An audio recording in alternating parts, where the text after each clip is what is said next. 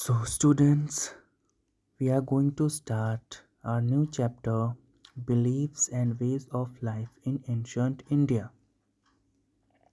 India has been a life of deep thinking and great ideas for thousands of years.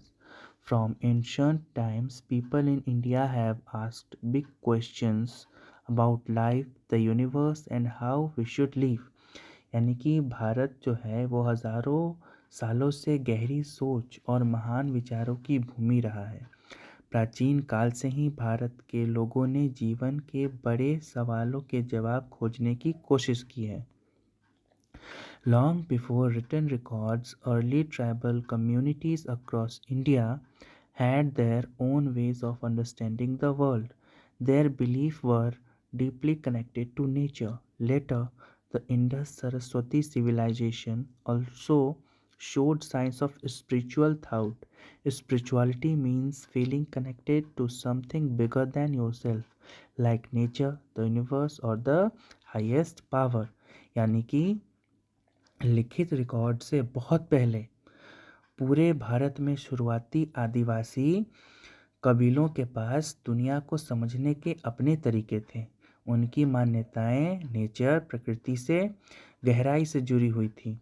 बाद में सिंधु सरस्वती सभ्यता जो कि 2500 ईसा पूर्व से 1500 ईसा पूर्व तक मानी जाती है, उसमें भी आध्यात्मिक विचारों के संकेत मिलते हैं।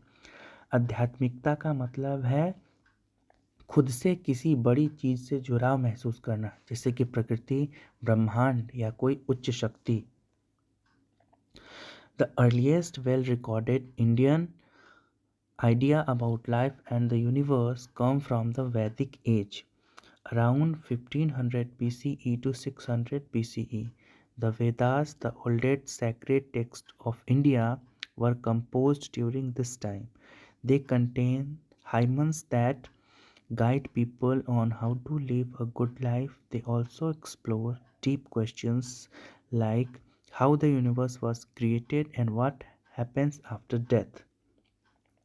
यानी कि जीवन और ब्रह्मांड के बारे में सबसे शुरुआती अच्छी तरह से दर्ज भारतीय विचार वैदिक काल से लिए गए हैं, जो कि 1500 ईसा पूर्व से 600 ईसा पूर्व के बीच में माने जाते हैं।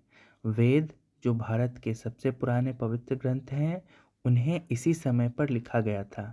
इनमें भजन हैं जो लोगों को अच्छा जीवन जीने का तरीका बताते हैं। वे गहरे सवालों पर भी विचार करते हैं, जैसे ब्रह्मांड कैसे बना और मृत्यु के बाद आखिर क्या होता है। Over time, these ideas grows and changed. They led to different school of thought.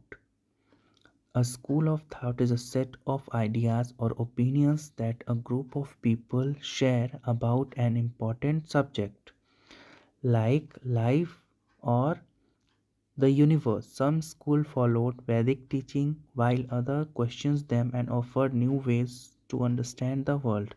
These school of thought shaped Indian culture and ways of living, and their ideas spread across the world. Inspiration inspiring generation of thinkers. Even today, they continue to influence how people understand themselves and the world around them. यानी समय के साथ ये विचार बढ़े और बदले। इनसे विचारों के अलग अलग स्कूल बने। विचारों का स्कूल विचारों या मतों का एक समूह होता है, जिसे लोगों का एक समूह किसी महत्वपूर्ण विषय जैसे कि जीवन, ब्रह्मांड के बारे में बतलाता है। कुछ स्कूलों ने वैदिक शिक्षाओं का पालन किया, जबकि दूसरे ने उन पर सवाल उठाए, प्रश्न उठाए और दुनिया को समझने के नए तरीके इजाद किए।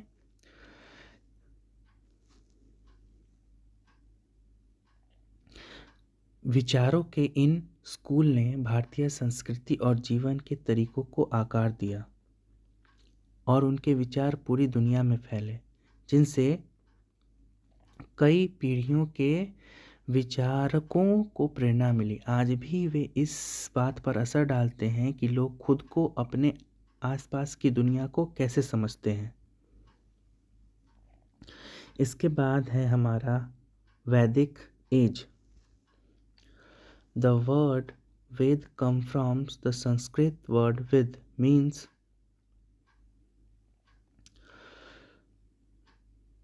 to know. The Vedas were not written down at the first but passed from generation to generation.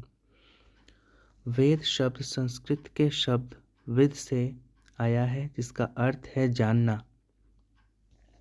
वेद शुरू में लिखे नहीं गए थे, बल्कि बोलकर और याद करके पीढ़ी दर पीढ़ी पहुंचाए गए।